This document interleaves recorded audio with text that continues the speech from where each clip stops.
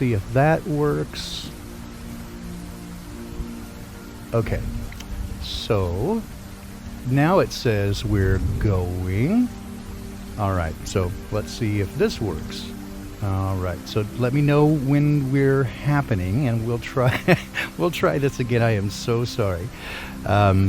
It just I had all the stream keys and everything set up. Put it into OBS this morning, and then the YouTube page refreshed. So we'll try this again. It says that we're live here, so in the chat. Okay, there we go. Good, awesome. Okay, so stand by. Hopefully the other folks from the other stream will come over, and we will try this again. Okay. All right. I am so sorry. It's just it's kind of a new process, and I had the original stream set up, and then for some reason the stream key got weird. So we'll start over. All right. Stand by for me.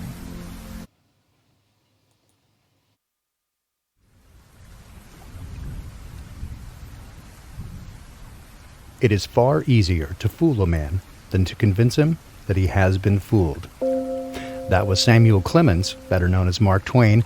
I'm the Great Baldini, and these are Unintended Consequences.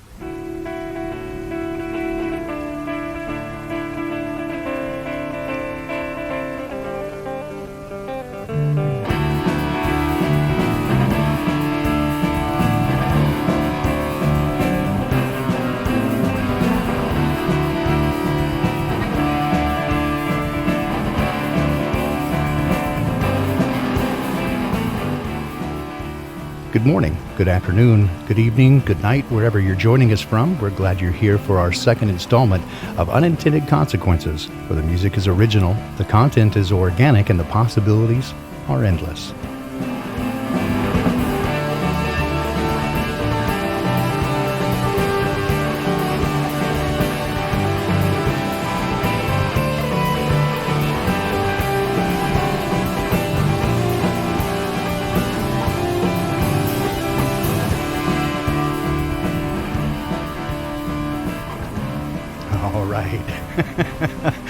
Oh my, that was just wild. Well, thanks for slipping over from the other stream to this stream. Thanks, guys. I appreciate it. Welcome to Unintended Consequences. I am the Great Baldini, and thanks everybody for showing up and enduring these growing pains. We try to get it all figured. I know it should be straightforward and easy, right? It's just, yeah, well, you know. Always something happens. Anyway, thanks everybody for showing up, and we're going to talk a little bit more this morning about the Awakening Project, what's happening with that, and happy to answer some questions for you. So it may be a little bit briefer this morning than it was last week, and I have a longer version planned, but it wasn't quite finished for what I wanted to do this morning, so I just kind of switched over to a little bit more we're just going to kind of ad-lib a little bit this morning as we kind of go through this. So I've been looking at, we've received in the last 2 or 3 weeks, we've received about 50 more submissions into our Awakening study. And for those of you who may not be familiar with that, beginning back on January 1st of this year, on a Secrets of Saturn stream with Jason Lindgren, Wayne McCory, I have been speaking with Wayne offline for a few days about this mass hypnosis spell that people seem to be under. And it's plainly obvious for those of us who are on this side of the veil, I think, to see that that those people who have not awakened are so just inexorably conditioned to believe the mainstream narrative that they're unable and unwilling to see anything beyond what they're conditioned to see. And there are physiological reasons for this, there are psychological reasons for this, and we're going to kind of get a little bit more into that this morning.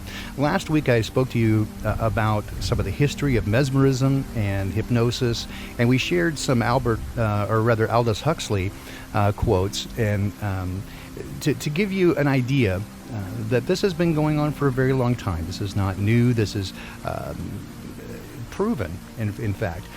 The only thing that really has stayed out of the mainstream is the fact that that this is going on. What seems to happen, and that this is pretty easily demonstrated, is the fact that once they perfect and achieve some of these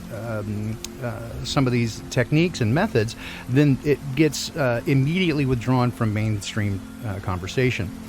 For example, the topic of hypnosis and mind control was a large topic of conversation moving from the mid-1800s, about 1865, or at the end of the Civil War, through, it was kind of combined with the spiritualism movement, and if you guys are familiar with that, there was a pretty large awakening into the idea of spiritualism, contacting ghosts and other spirit forms, all about the same time, right at the end of the 19th century. And as a result, these things were kind of moved together, and so people were fascinated with the idea that there might be something beyond the veil. Well, what kind of happens is once it gets established that there is something going on, then the mainstream scientific community tends to poo-poo it and act as if it never existed. And that's should be a pretty good indication to you that there is something there. For example, it's the same way that we see when the mainstream media tries to make something seem ridiculous, right? Like they call it a conspiracy theory or something like that. It's rain in the background. That's something that I listen to for sleep. Green Queen. It's not static interference. It's rain. If you want me to make it quieter, I can try to bring it down a little bit. It's something that I use kind of to sleep to. My wife and I really enjoy it. We sleep to it all the time. So I just thought it'd be a nice little bit of background here. It's got some thunder going on there, that sort of stuff. So, I'll just bring it down a little bit so it's not a distraction. Okay, so in any case, when you see things from the mainstream media that try to convince you that certain things are real or not real, then they try to provide plausible deniability, right? So they'll indicate that this is the result of, brainwashing. They flip the script upside down. And this is the same sort of thing that we've seen with the ideas of mind control, mesmerism, hypnosis, other than stage hypnosis, that sort of thing. And if you've ever been to a stage show where they do stage hypnosis and that sort of thing, it's unless you believe that people are faking it, and there are some ideas that some of those people are, what we would literally call shills. That word has been thrown around a lot in the truther community these days, of people who are disingenuous and sort of misleading people in the truth community. But really the idea of, a shill is that somebody would come in and pretend to be an audience member when they're actually part of the show. But we've seen all kinds of evidences of, in stage hypnosis and that sort of thing, that people, when they're under the hypnotic trance, they actually believe. For example, we say, hey, you're a chicken, act like a chicken. And so they behave as though they are. And then afterwards, they have little to no memory of the occurrence. And this is an indicator that these things are actually true. Now, I have some experience with hypnotism, and I can tell you that it does, to a degree, work. It's not always the same kind of thing as you see in stage hypnosis and show magic kind of stuff that, you have people dance around like a chicken. But when people do get into a hypnotic trance and a very deeply relaxed state, they do receive the power of suggestion is a very, very powerful tool. And as we discussed last week, it's been used again since the mid to late 1700s, and Dr. James Braid was an early pioneer of hypnosurgery, in which they used hypnosis as an early form of anesthesia during surgery to keep people from feeling pain, and it worked remarkably well. Well, again, despite the success of this, the mainstream has largely, kept it out of the public eye. And in the same way that, and I'll share with you over the coming weeks, in much the same way I did last week with Aldous Huxley, some comments from Marshall McLuhan, which are very telling indeed, of these conversations that were part of academia that suddenly, once the means and methodology became fairly well cemented and concrete, it suddenly disappeared from the conversation. So the idea that people who are exposed to media, for example, lose their ability to begin to think in a more concrete and critical manner. And by this, I mean, so Marshall McLuhan did some research, and he's the author of a widely critically acclaimed book called "The Media is the Message." And if you haven't read it, it's a very good read. It was one of the first books that I read in a marketing class in college. And so I have, again, as you probably know already, I have a fairly wide background in a diverse things because I was very fascinated with all kinds of things, what we would call an autodidactic polymath. In fact, a story that I tell sometimes is that early on, between the ages of about 11 and 13, I went through a very deep state of depression in what I called at the time Da Vinci disease, or Da Vinci's disorder. And the reason for that is because Leonardo da Vinci was one of my heroes at the time. Now, whether that's an actual person now, hard to say. But what I discovered was, again, he was into so many different things, from art to science to architecture to mechanical design. And I realized early on that I was similarly inclined to want to know everything. And I realized at about the age of 11 that I would die before I learned anything about anything. Because what happens is, if you begin to really study any topic seriously, you almost immediately realize that every question you answer only opens up 10 more difficult questions. And it becomes, at a point, it gets to a fractal situation where, again, the more you know, the more you realize how deep these rabbit holes go, and that you will never know really anything of value. And that's on one particular topic. And as you spread out on topics and become more multidisciplinary, what you realize, two things, is that learning different disciplines helps you with each particular discipline. For example, the inverse square law in physics dictates that as you for example, if you're looking at wave propagation or energy dispersion, the inverse square law will tell you that, for example, sound, when you emanate from the source, every doubling of the distance causes it to be 4 times less energy. And so, hi Rose, welcome. The amazing Rose 777 from Crow 777 Radio. She's outstanding and awesome. I love you guys. So the inverse square law states that for every doubling of the distance from the source, energy diffuses by 4 times. And so the further away you get, the less energetic something is. And this is also true for light energy and that sort of thing. And so the inverse square law works in a very many different kinds of situations. And so you then can translate information that you can learn from one discipline to others. And so, again, early on, I had discovered that when you learn things and you get sort of dive deep into these things, what you begin to early understand is that the further and deeper you go, the less you really understand. And I've said this over and over, that the more I know, the less I understand. Well, this led me into a very deep state of depression. I realized I would die before I would get anything of substance and value. And later I realized, again, I kind of snapped out of it at about the age of 13, realizing that the best I could do was try to understand as much as I could, and that one of the most valuable things, insofar as I could tell, was the nature of relationships. That there are, when you come into this world, you come in naked and with nothing, but the only thing that you can leave with are your relationships with others. You don't get to keep any material things, and so the material possessions and things of material value are of far less value than the relationships that you have and you keep with others. And so I was able to learn this early on, and I think it powerfully impacted me. But my relationships with others also, in some ways, suffered due to the fact that people tend to get very uncomfortable with other people who are observing and watching them.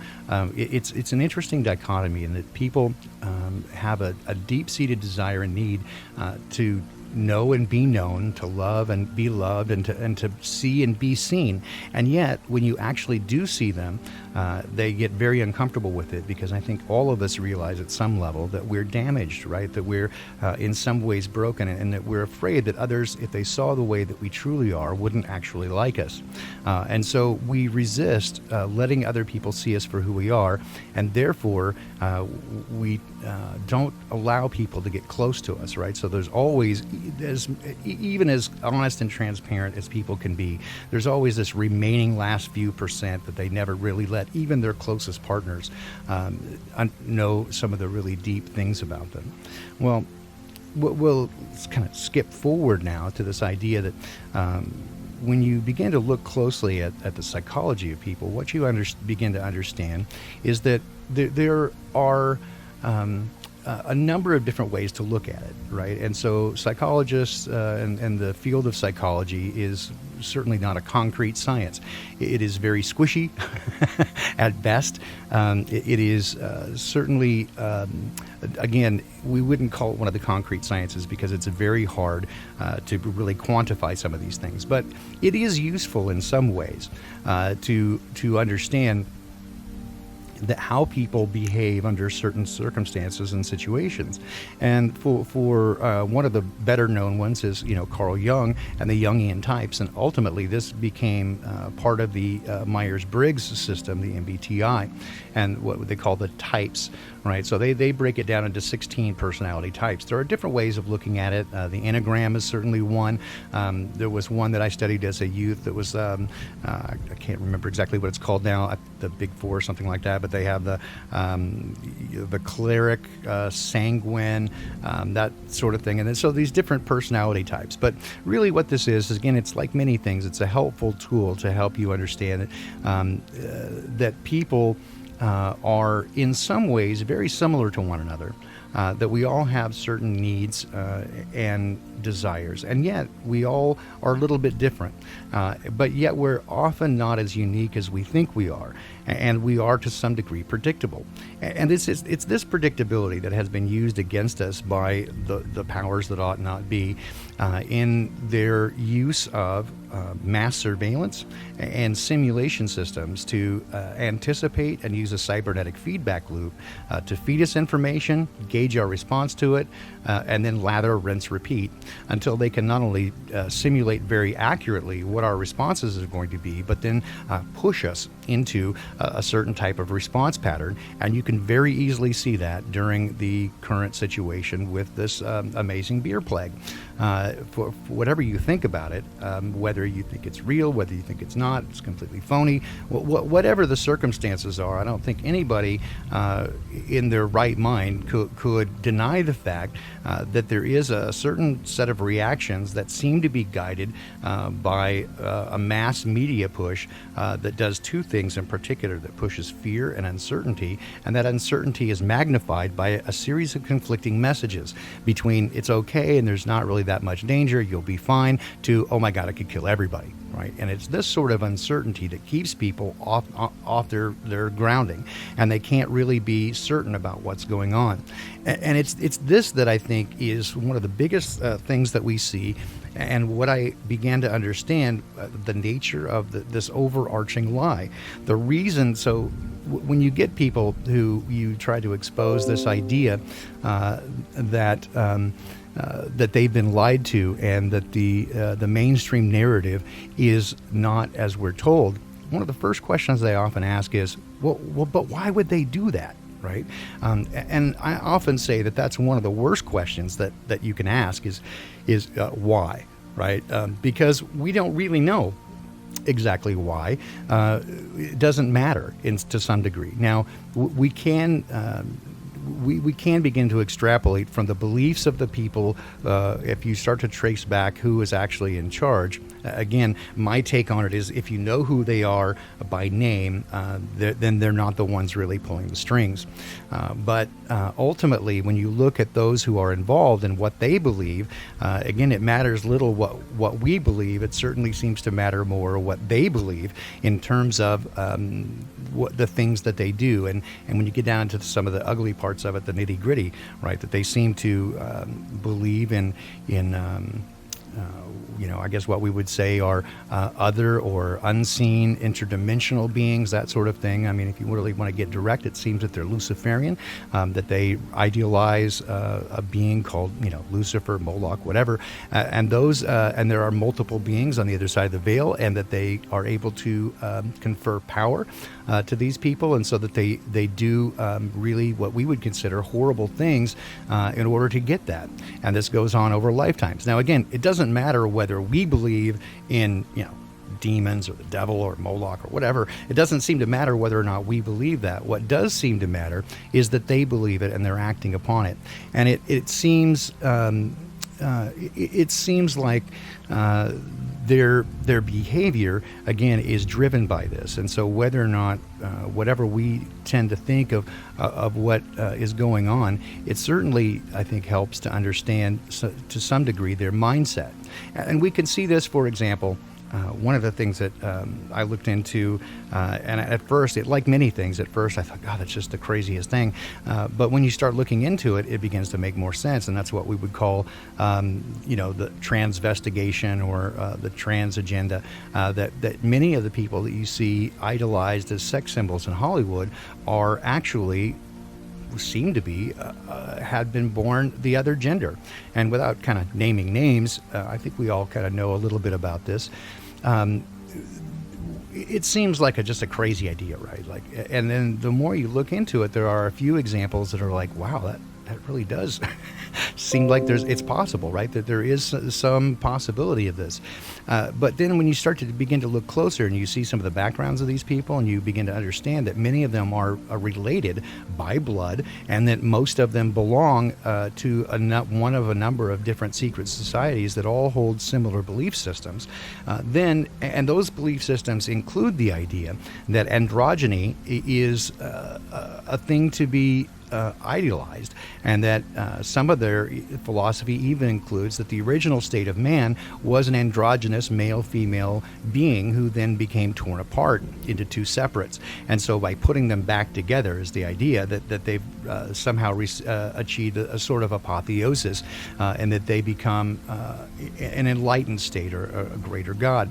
Well, one of the things that we know about this Baphomet worship or Moloch or whatever, and this goes back to ancient times, and you can see it in all many ancient writings, including the Judeo-Christian Bible, is that one of the things that is either a requirement or a demand or whatever from these beings is child sacrifice of one form or another.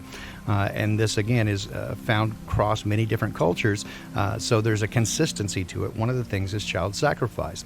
Well, as a parent of a child, if you were asked then to sacrifice your child, but then you have the option of taking that child and changing their gender, and beginning from an early age, change their gender as a part of this, as your form of sacrifice, that would certainly be an option that might be an easier one to swallow, that you would get a similar amount of power conferred to you, and that you would be okay with the sacrifice, such that that would be something that would be still acceptable for you to remain in the ranks of your secret society and still achieve power and wealth. And so it does seem to be something that is there's, as Crow says, there's a there, right? There's some merit to these ideas. And from my study, the more I get into it and the deeper I look, it does seem that it's possible that certainly from, again, going back to the mid to late 1800s, but certainly in modern electronic media, very many of the people who are held up and idolized as sex symbols, it's very likely, from my perspective, that they were born the other gender. And the more popular or the more idolized they are, the more they're pushed out in the media, the more the more the possibility that there is something fishy going on here. So, but without derailing things too far here, what I'm trying to get to is that almost everything that we've been told, from what I can tell, is a lie. And it puts people in a state of confusion. Again, much like this beer bug that we see going on, is that when people are in a state of confusion and they don't know what to do, they begin to look externally for some guidance. They want someone that is a person of authority who seems confident to tell them what to do. And it becomes far easier to control people when they are afraid and when they're uncertain. And by lying about everything, it does serve their purpose to tell us lies. And so that we have a very difficult time understanding not only the narrative, because it doesn't make sense overall, but ultimately we defer our will and our choices to someone else who we trust to make those decisions for us. So ultimately, this is the state that I think that we are in. Again, these are my opinions, but based on a wide variety of research. I know that many of you are kind of already on board with this. I would say, like many other researchers, don't trust what I tell you. Certainly do the research on your own, and you may come to similar or different conclusions, and that's fine. But my position is, if you don't ask questions, you're certainly not going to get anywhere, right? Simply taking the word of somebody else, whether that's me or whether that's somebody in a lab coat, is probably not a great idea. You're deferring to someone else's opinion and beliefs on something, and you're believing in someone else rather than your own belief system, and that puts you in a very dangerous and risky situation. So let's then kind of come back to this idea of this awakening project. So in a conversation, and multiple conversations with Wayne and Jason, I proposed the idea that based on some of these ideas that the power of suggestion and overall mass hypnosis using a variety of means and methods, from subliminal programming, propaganda, peer pressure. These things have been foisted upon the world and its citizens to make people believe things that aren't necessarily true. And there are some people who wake up and some people who don't. And those of you who are here, I assume, have at least gone through at least part of the process of waking up. I know most of you now personally, I would say most of you are, certainly well aware of the lies that we've been told, and you're able to see through it very quickly. It doesn't take much time for you to look at something and know, using your discernment very quickly, that there's something going wrong, right? That things are not as we've been told, and it doesn't take a great deal of research when you see a headline or a news article or anything of the sort, that you can immediately tell that they're lying to you. And this is, what we would call using your discernment. Over time, you develop a skill just like any other, where over time you're able to take a deeper look at things, right, and been able to tell what's happening around you.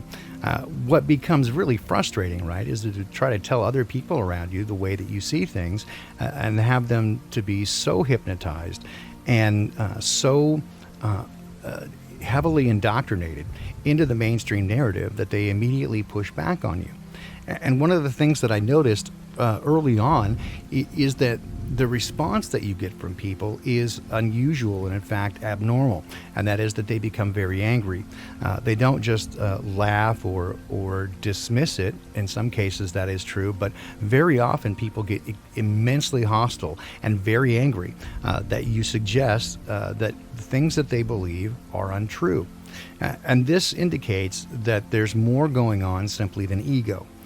Certainly ego does seem to be a part of it, but there seems to be more to that. And from my perspective, this has largely to do with the idea of, again, post-hypnotic suggestion, that there are what I would call cognitive dissonance landmines laid around.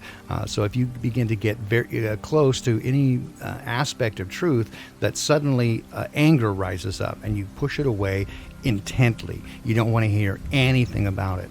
And this is certainly true on a number of topics, that it becomes an emotional trigger for the person that they cannot get past. And so this now becomes some of the problems that we have when we try to share this information with other people, that they have a very angry, very hostile reaction to it, and it makes it very difficult, not only in us trying to wake them up, but if there are our partners, our significant others, our family, our friends, our coworkers, this can have a very deep impact and a very negative impact upon our lives. And for some people I know, they have a very difficult time because their significant other is not just hostile, but belittles them and makes it very difficult for their lives going forward, because they begin calling them name, and they begin treating them, ostracizing them and belittling them, and it makes it very difficult for their lives.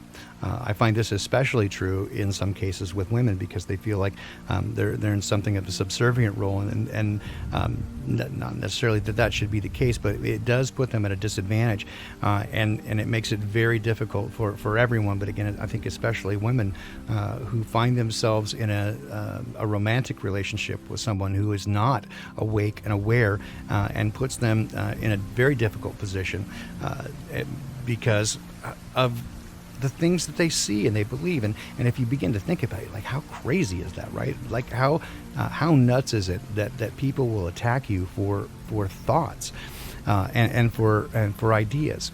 And so one of the desires that I had was to not only try to discover what things people who woke up had in common, because certainly there must be some, but if there were some possible potential way to wake up other people, to find ways to get them on this journey, because I think each of us understand that for us it was not this epiphanal moment where suddenly went aha, and we had a download and understood all the secrets of the universe. I think there was a watershed moment for everyone where it suddenly sunk in that things were going on, but not all at once. It's a growing process, and for many people, whatever that key triggering moment was, and for many people it was a singular event, whether that's 9/11 or Sandy Hoax or the shape of the earth or whatever that turned out to be. For many people it began with one thing, and then over time they began to find corollary patterns, right? That when you begin to see the fingerprint of how you're lied to and who's involved with it, then when those same people are involved, or those same entities, and you begin to see a process going on, that they're using the same methodology upon you, then you begin to wake up to it and go, hey, wait a minute, there's something wrong here. And again, this leads into the discernment. So I thought it would be a terrific idea to begin to try to look at these things and see what, if anything, people had in common with each other, as well as if it were possible to flip that script and to create an awakening or a deprogramming script, such that we could wake people up from this. And I got very encouraged when we first began this process, and asking people to send in some of their information, and very basic information to begin with, because I had some ideas that it might be related to personality type. And again, this personality type, the MBTI thing has its limitations, certainly, and it's not the end-all be-all, but there are certain things specifically in that one versus some other things like the Enneagram that deals specifically with how people begin to process information, how they absorb it, and how they deal with it. And so what I began looking at, and then the other things that we asked for was your sun sign information, your date of birth and location, as well as a brief description, a few paragraphs of your awakening process. And that turned out to be one of the best sources of information, because I found certain things that I should have been aware of but maybe wasn't. And one of the things I've mentioned recently as being a key indicator of people waking up is that they had time to do so. That they had a moment to stop and to slow, at least to slow down and not be so overwhelmed with the world, and be able to really think about things in a critical, somewhat skeptical manner, and to kind of go tabula rasa for a moment, rather than trying to prove or disprove any premise, is to just look at things, back up and look at things from a blank slate and say, what is actually going on here? And So this has been one of the very interesting things. And the other thing has to do with sort of the family of origin. It's another really interesting aspect is sort of the position that a person had in their family of origin, whether they're the oldest child, middle child, youngest child, and the way that their parents worked. And it's not always the same, but what does happen is that the roles that we take on in a family of origin definitely influences the way that we respond to others. For example, those who are often in the oldest child situation have a sense of responsibility, and that is they feel like they have to protect or care for others. This often means simply accepting as a child the rules and statutes laid down by authority, and then repeating those and carrying them on to the younger generation. And as a result, they don't often critically think about those things. They simply just reiterate them and parrot them, and they're taking on a role often for a parent who cannot. For example, in families who are damaged by drug abuse or alcoholism, they're having to, as a child, take over for a parental role, so they accept the information that they weren't able to process themselves and just gather it up and then present it to the next generation without thought. And so it often puts those people in a compromised situation such that they don't really critically think about it. In fact, they become rather married to the idea of taking on this role of protector, where they grab this information and then just simply put it into effect and instantiate it rather than really critically thinking about it. Again, this is not 100% true for everybody. Broad generalizations and that sort of thing certainly don't work for everyone. And I'm not a big fan of blanket policies, for example. But as Chrissy says, she was an only child. But that also puts you into playing multiple roles, right, in a family of origin. So from a counseling perspective, there are some very interesting takeaways that you can get on people from their family of origin. But one of the things that I certainly found to be true is that a certain subset of people that is often considered one of the most rare types in the Myers-Briggs thing is that the way people process information, in fact, those specifically who are intuitive and have the judgment category, because of the way that they process data, and they are skeptical of things, and they're narrative driven. So if the narrative doesn't make any sense, then they begin to question that. Right, so they're less likely to simply accept a pre-given story, and they have to make it work out. For example, one of the metaphors that's often used with this type is that if they went to a play, oh, hey Crow, welcome. If they went to a play, they'd be less interested in the play itself and more interested in how it worked, what was going on behind the scenes. And categorically, this is a high percentage of our respondents to the awakening study is those who have those particular features. Now, is this everyone? No, but it does represent an enormously high percentage of those who responded, particularly because in the standard population, those groups who have those particular subsets represent less than 1/3 of 1% of the entire grouping. And it's not just one category. There's actually 3 categories that I could include there. But even all of those 3 put together represent less than 1/3 of 1% of the entire population, and yet they represent more than 90% of our respondents. And so as a result, we see that that's certainly statistically significant. So these are the kinds of things that I'm looking for in our study, and I'll have more information as we go along. And I haven't given away too much information because I didn't want to unduly influence people when it came to their respondent. I've kept the door open for people who joined late and that sort of thing. And it's still available if you want to jump in and be a part of it. Again, you can email me, and I'll spam the chat here.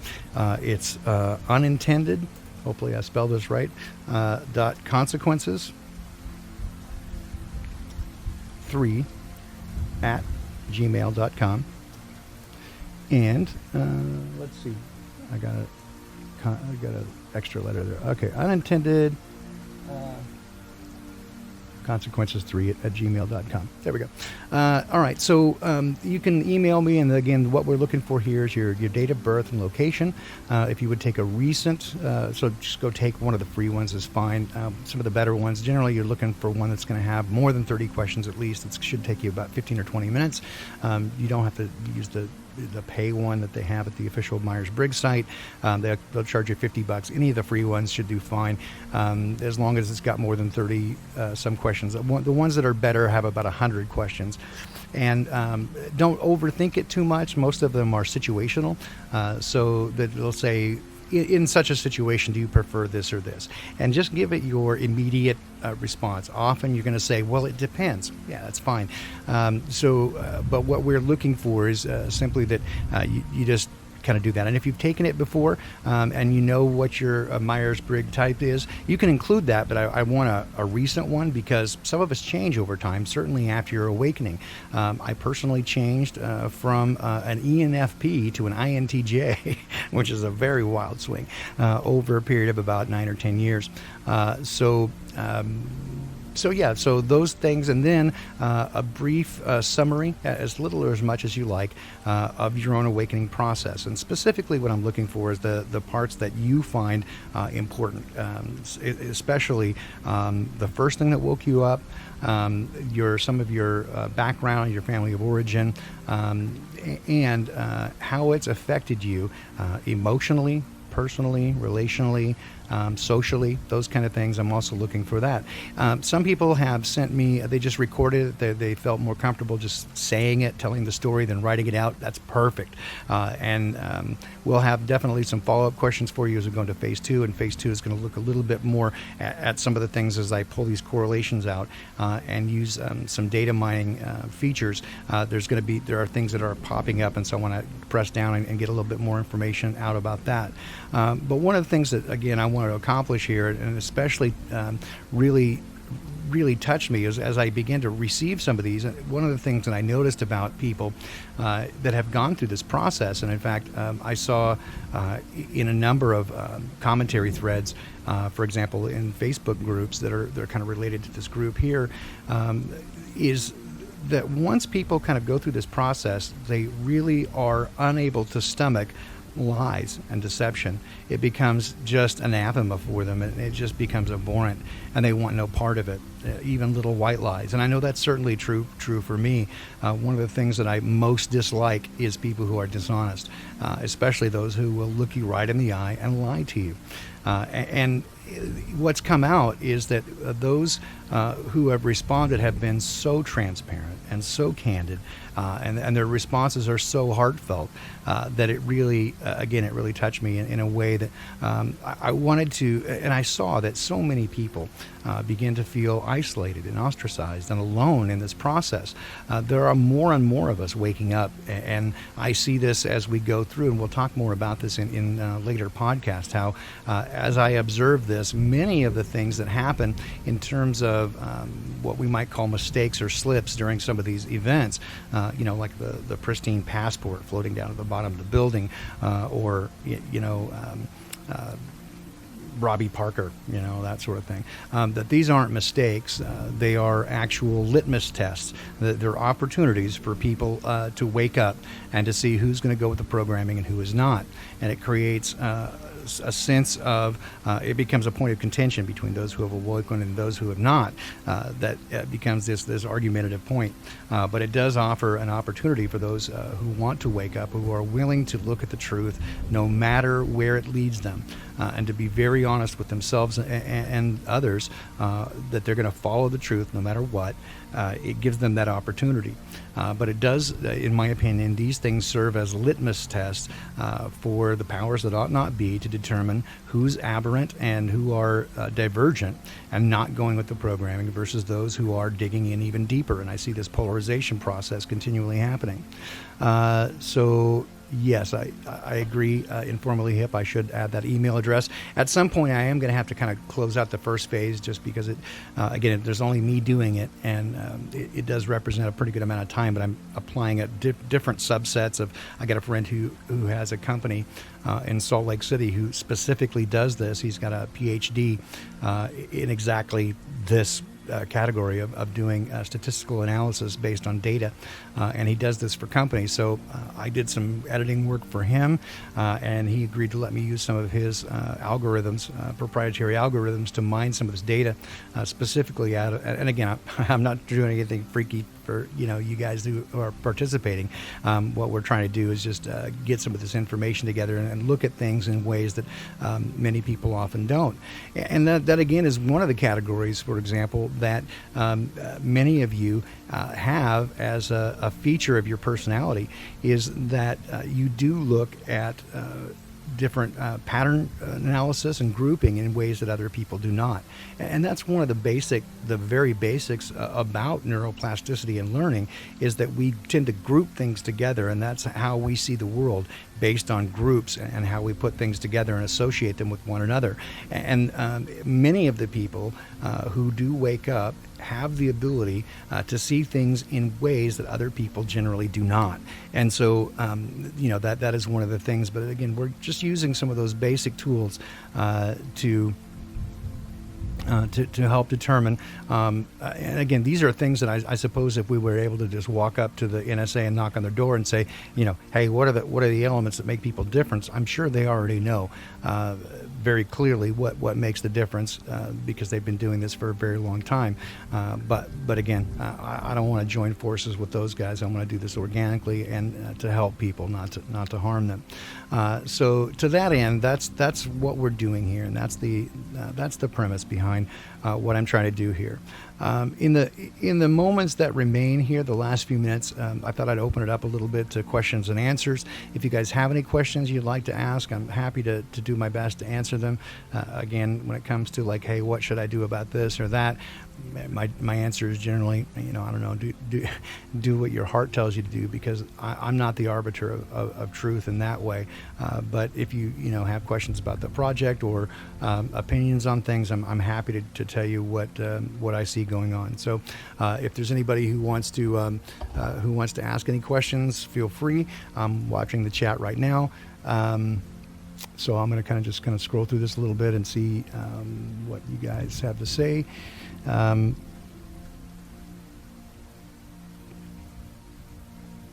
Yeah, Ken. So Ken asks, he says, the technology we have seems so wrong, as in not part of the natural system. I agree with that. Any thoughts on what technology looks like or was, say, back in Egypt?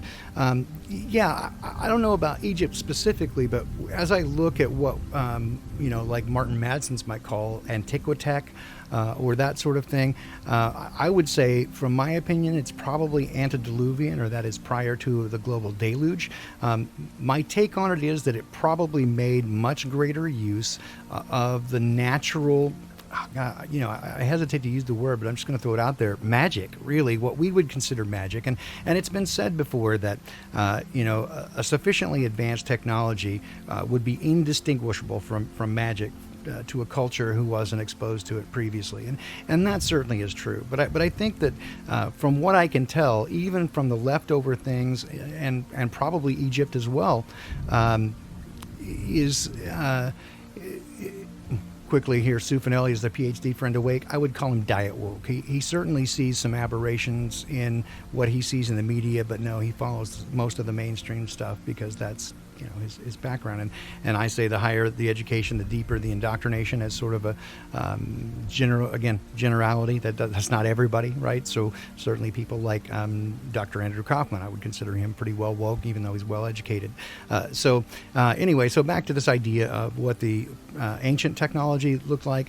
From my perspective, it probably made much greater use of the natural systems and was much more powerful and potent even than what we would use today. I think the technology that we're given and exposed to is a very poor and broken representation of what once was available. I think that probably we were able to use things using our mind. From my perspective, again, the universe was created to materialize man's will, and so it was supposed to manifest whatever we thought to a degree. And we've not only lost that ability, but we've been told that that's just nonsense, that's just crazy thought, and that's magic, and magic doesn't exist. But I think that magic absolutely does exist. It just depends on the way you're looking at it. Wayne. Hey, Wayne. Hey, it's good to see you guys. All right, so anybody else? According to Mark Passio, it's April 19th and 20th. Yeah, I mean, certainly it does seem that as Crow talks about the sky clock, I'm with I'll say in his terms, I'm with you all day long on that, Crow. That the sky clock is one of the most important things that has been stolen from us in terms of paying attention to it and understanding its meaning. Almost every ancient culture that we can tell was avid watchers of the sky clock. It made a very big impact on them, and they considered the influences of the luminaries to be of major importance to just about everything, from timing of things to its influences on people's lives and indeed destinies, and they timed everything around it. So I would consider that those who are currently at the top of the pyramid, if you will, they certainly are aware of these things, and they're going to use every advantage that they possibly can. So on those dates, is there something likely? Sure. I mean, it would seem that would be exactly the types of things that they would use. Is there? Can I make any prognostication of what's going to happen? Not necessarily. And again, we don't want to get fooled or make wild claims here.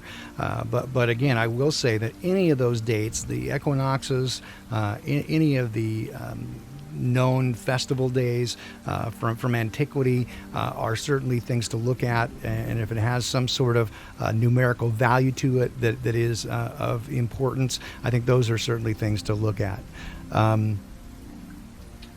The Antonian plague, I'm not familiar with that, Lee Harvey Hitler. I do know of a variety of ancient plagues and different things that have been considered like resets and that sort of stuff. So, but Antonian, I'm not specifically familiar with that. If it has another name, then perhaps maybe I am familiar with it, but by a different name. What should we be going on during those 2 days to help find the positive? I always recommend that. So again, from my perspective, and again, I agree with Crow in this idea that they're trying to transmute the world from a natural world to an artificial, technical-based world. And as a result, as they use their technology to not only monitor us, but use a cybernetic feedback loop to not only predict, but to force us into certain reactions, so problem, reaction, solution, that they're trying to predicate and create certain outcomes.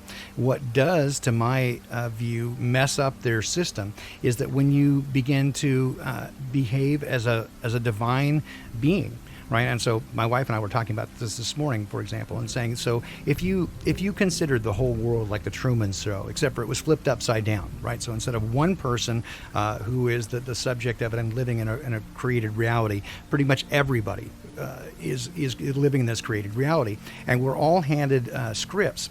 And so those who are the really programmed ones, and who I call the woolies, right? They're now using a sort of virtue signaling to beat their chest and go, see what a good sheep I am, like stay safe and wash your hands, and all you crazy people who don't wear masks, how dare you? You're putting us all at risk, right? So they're beating their chest to tell us how into the system they are, and so they're like, hey, I know my lines really well, and I'm going to follow my script.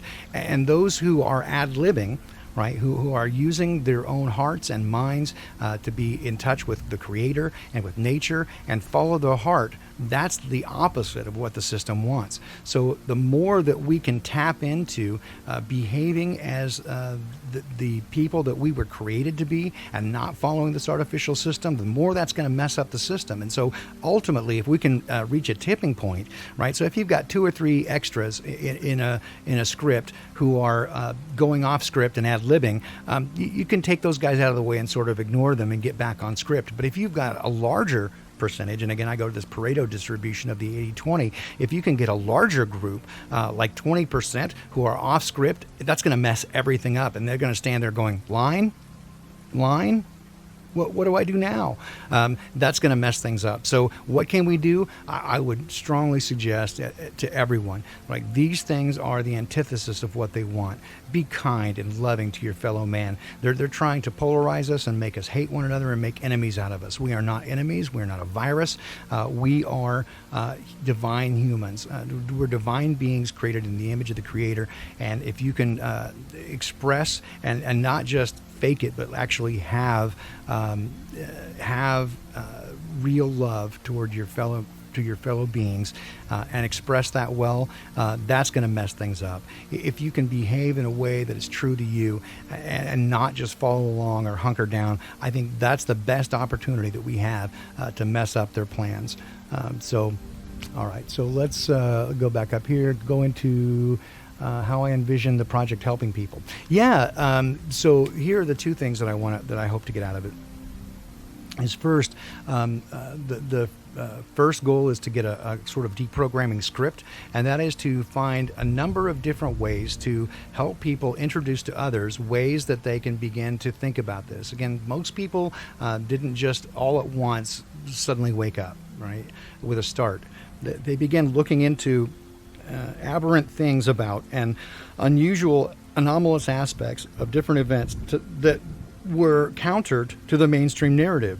The things that didn't make sense. For example, Sandy hoax, that there was no internet access to this school for 4 years prior and during this event. Well, does that seem right? It happened during Christmas time, yet there's no Christmas decorations up. There are photographs of law enforcement drilling holes to make it look like bullet holes. The more of those things that you get and that you can verify, right, the greater confidence you have that there's something unusual about these events.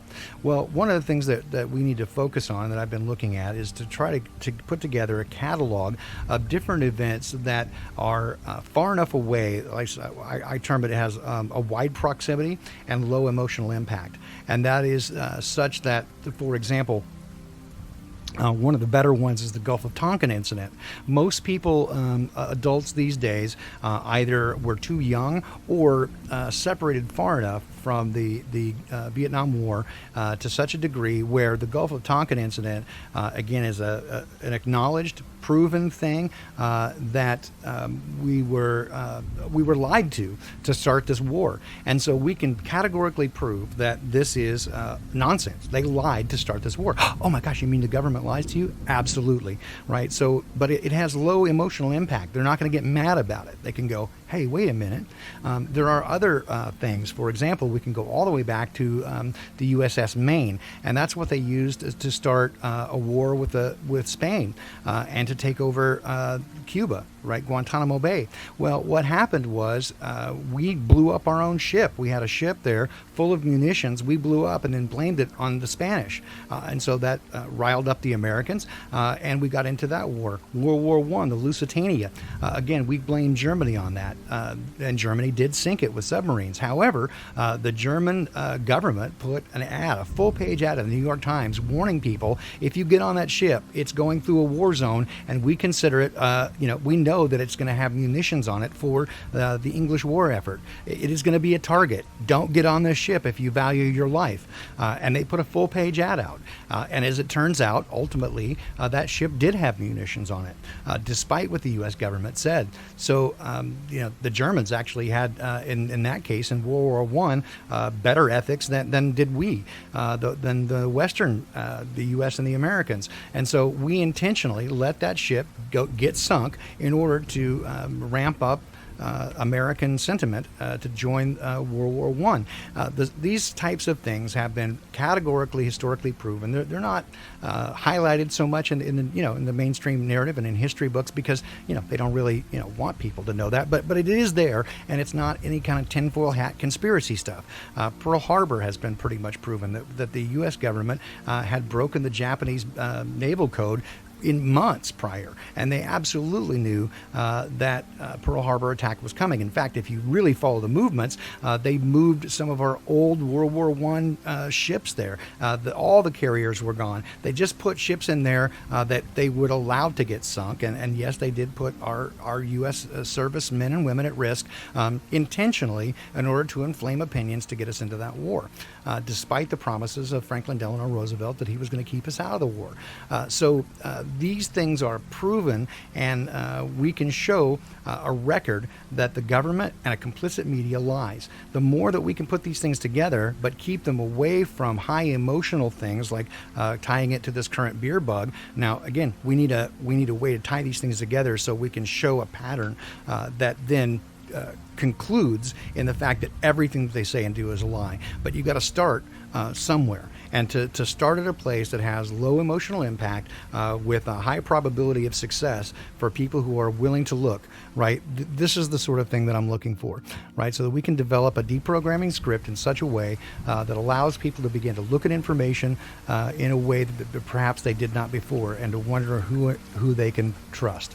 And the second thing is to develop and build a community amongst those of us who have become awake, because so many people feel alone and isolated, that I want to really put people together and help everyone realize that you're not alone, right? That you're not unique in your awakening process. You're not the only person who has suffered somewhat as a result of this, that you track down the truth regardless of the cost. And I want to reward you for that by, again, putting you in touch with other people. And I think as we get further down this road, it's going to be incumbent on us to really keep connections with one another, because we won't always, I think, have the internet or the ability to connect with one another this easily, and we need to have some sort of backup. So I'm hoping to develop that as a way.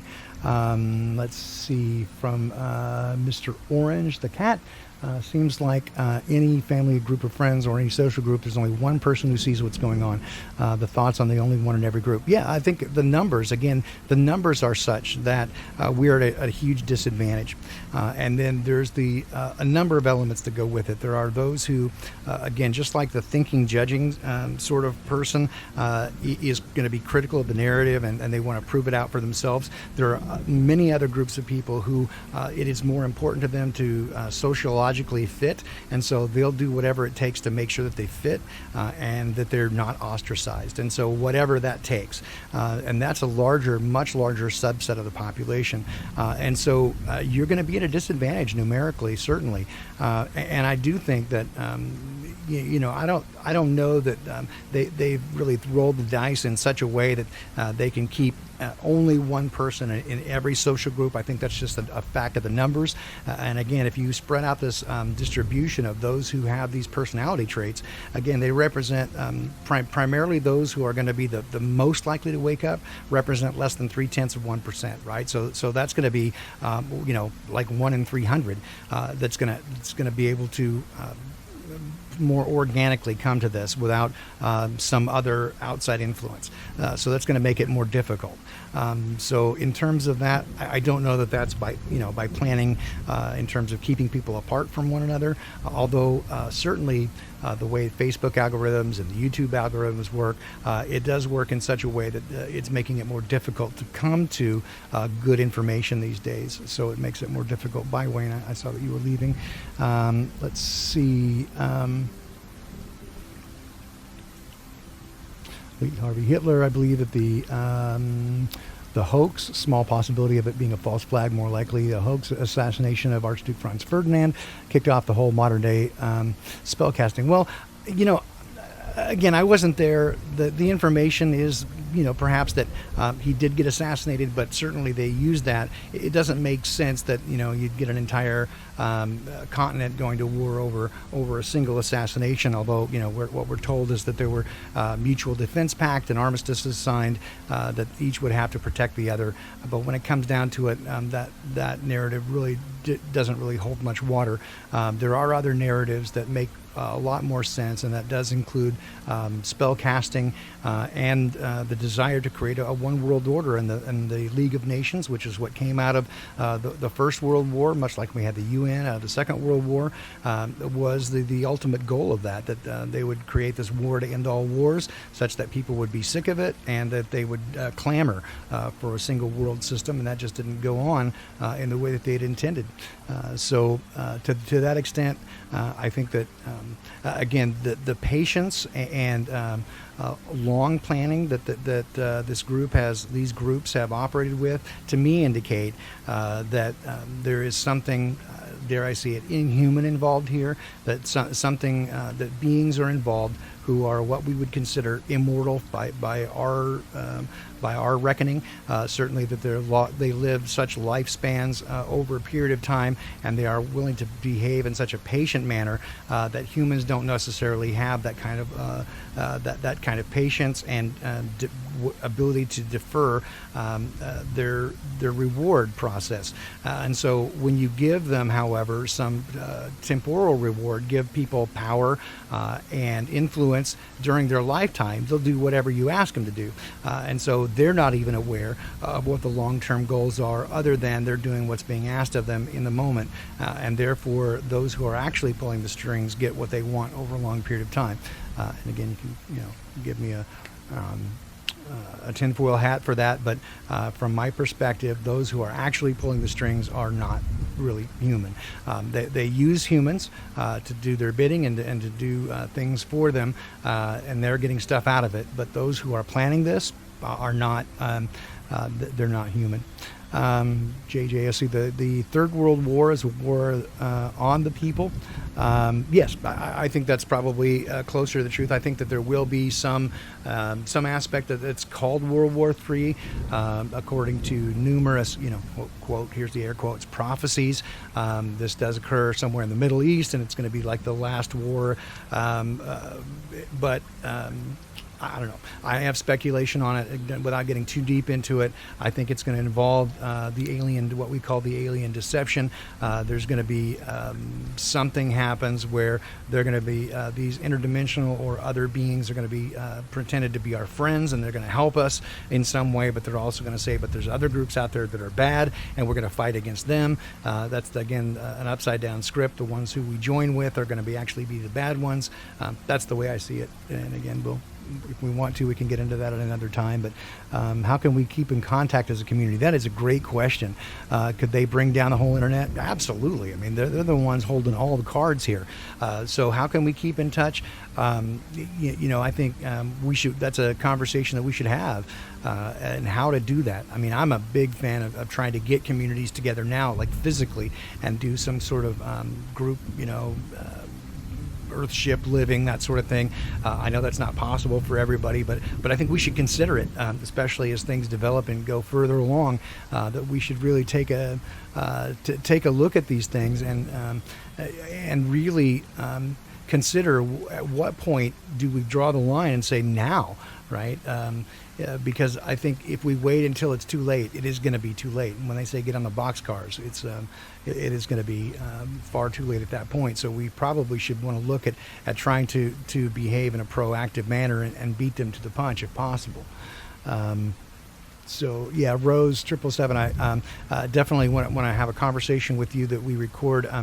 Rose is really into. She has a great depth of field of knowledge in the Myers-Briggs and the Jungian types, and she also has a delightful speaking voice and probably more fun to listen to than me on those topics. So we're going to get together in the near future and kind of go over that so you can better understand why I've chosen the MBTI as part of our categories and our data set as we're going into this. So how does one stay the same with everybody around drinking the light beer? How do you not get angry? From time to time, I do get angry, and I get disgusted and certainly frustrated with what is going on. Absolutely. But again, for just me, this is how I approach it.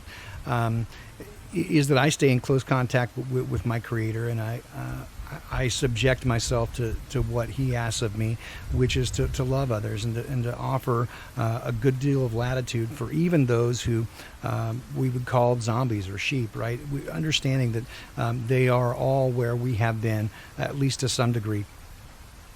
And they believe what they believe because they were told to. We were told, all of us from children, to respect our elders, to respect authority, to do as we're told, or we're bad people. And so we did. We did as we were told, thinking that we were doing good. And that has been the downfall of most of us. They use our best instincts against us. And in the same way that you see this going on around you, that those who are turning in their neighbors for going outside the house, they think they're doing good. Right? They think that they're doing people a favor by turning in their neighbors for not isolating themselves, because they believe that there's danger out there and that these people are putting everyone else at risk. They're using people's best, their best natures against them, and we see this over and over. So, for me, again, what I try to do is to back up frequently and remember that it's not really about me, and to do the best that I can at helping other people navigate through very difficult circumstances. And one of the ways that it's helped me get out of deeply depressive states is to look what I can do for other people. It helps me not focus on myself anymore, and to see that sometimes the things that I think are really devastating are really just a pittance compared to what other people are going through. And if I can help someone else, it really helps take the focus on me and often do some good for someone else. So that's how I approach it personally. So let's see here. All right. So again, I said I'd try to keep this brief. And so everybody friend Rachel New York Truth on Facebook. If you belong to that anti-social media platform, everybody give her a friends and do that. If you haven't already, make sure and like and subscribe this channel so you can get notifications. We'll continue to give you more information as we go along. Again, the first couple of episodes here, I just kind of wanted to lay the groundwork for what the intention is here and where we're going and what you can expect here. It certainly, as we go along, is going to include more people. I'm going to ask many of you who are here if you'll join me in conversations, and we'll put some of those conversations together so you can again get a better sense of the fact that, one, that you're not alone, and two, this awakening process, and then again what you can look for in others as a timely opportunity to help plant those seeds and maybe begin to wake some of those people up around you who might be, to some degree, have potential in waking up, and to see, it doesn't hurt to plant seeds. It is, I think, often, it's often counterproductive to try to pull people along kicking and screaming and try to force them. There are people who do, flat smacking or red pilling people. I think that has very low success rates and exposes people to a lot of hostility. Good on you if that's something that you do. I'm not bagging on anybody who does that, but I do think that it has low success rates and often exposes everyone else in the community to ridicule and ostracization, where we could use better tactics.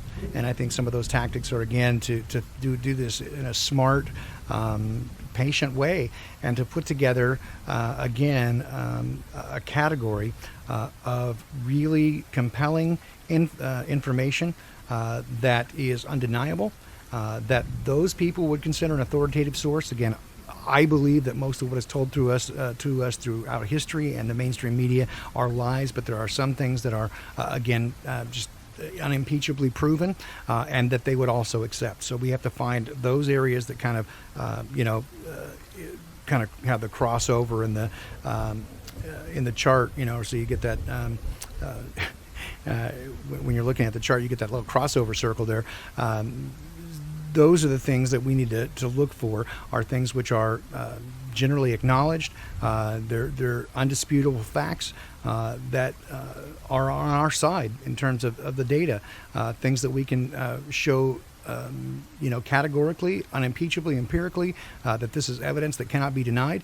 And then once you kind of water that seed. When you plant the seed, you water it, you let it grow, revisit it, and stay calm. Right. The more you seem agitated, frustrated, and emotionally keyed up and triggered, the more that you seem nutty, right, to those people. So the more you can be calm and within your senses, I think that's actually in some ways going to have a stronger influence. I know that one of the things that's happened is they've always said, "Oh, the conspiracy theory, the theorists, are the paranoid, crazy types." And yet, during this most recent episode, the Great Beer Plague of 2020, the ones who are wearing the tinfoil hats are the calmest and most rational among everybody. We're the ones who are least, crazy and running around scared out of our pants, right? So. So to that end, I've had several people ask me how I can be so calm and so unaffected and unflapped by this whole thing. It's like, because it's nonsense, right? Well, what do you mean? Well, here's the information, right? We have a huge amount of information that reveals that there's prior knowledge here. I keep collecting and gathering and aggregating that information to demonstrate that there's prior knowledge to this.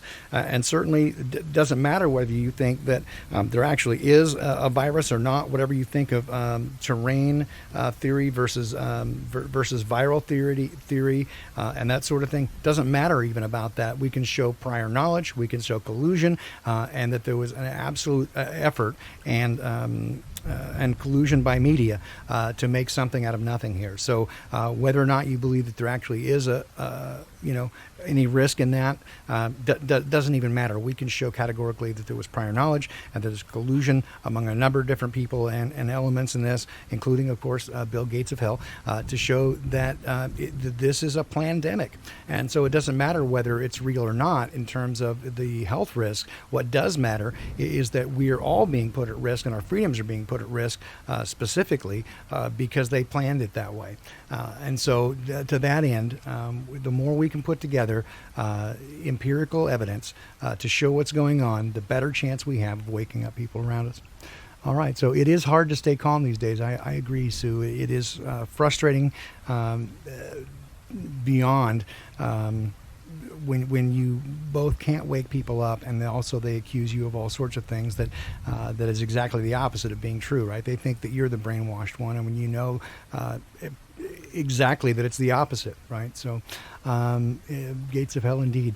All right, guys, so again, I said I would try to keep this brief, and I want to respect everybody's time today, and so that you'll come back and visit me again next week. So until next week, again, I would say, thanks so much for showing up here. I'll try to get some, let's see if I have some exit music here I can throw to you, but if you have any last questions, get those in now, and then we'll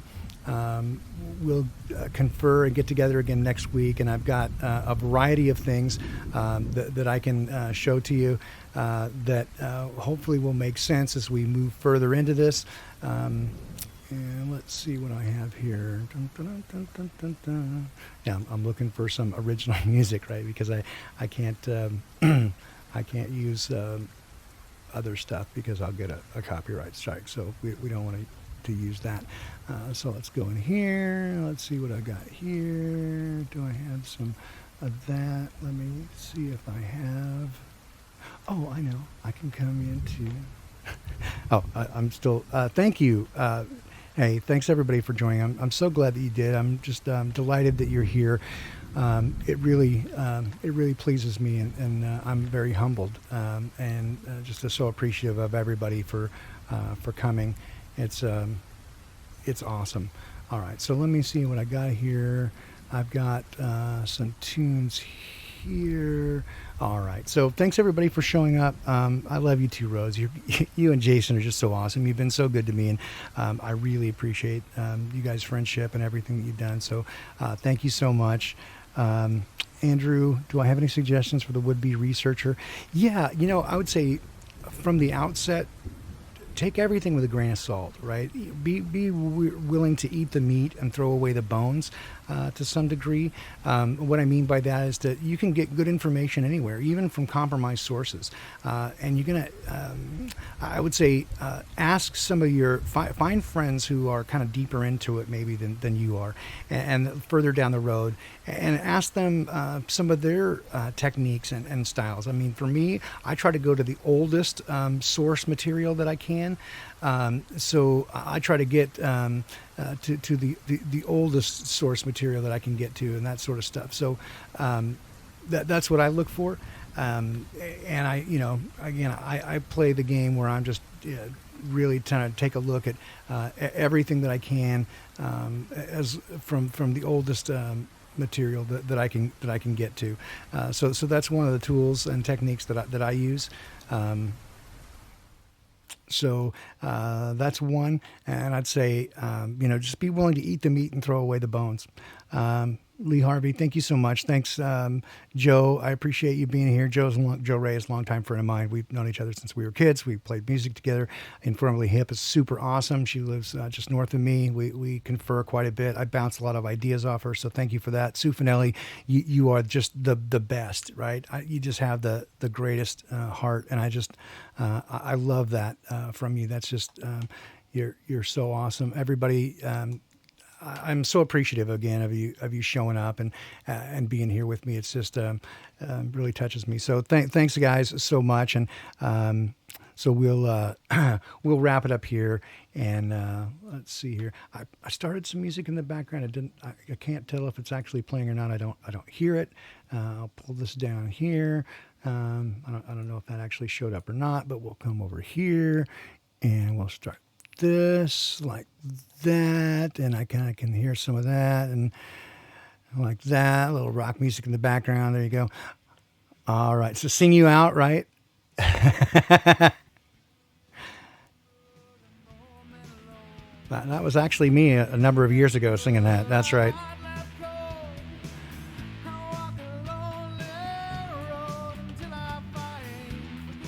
All right, guys, take care. I'll see you next week.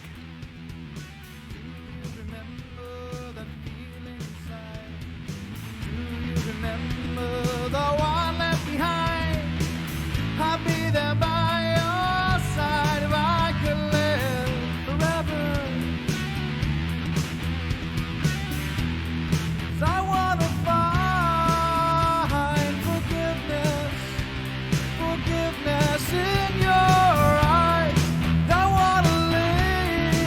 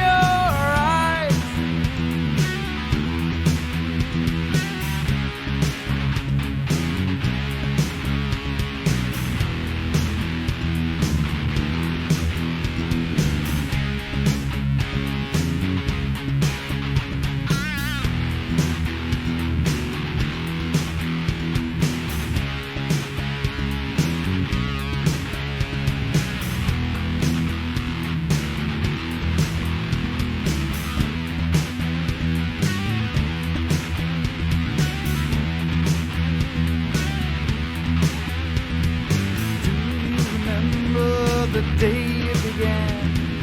Do you remember just how far you ran, trying to save the day and live forever? Do you remember the dream you were shown? Do you remember the peace you'd known? I'll be out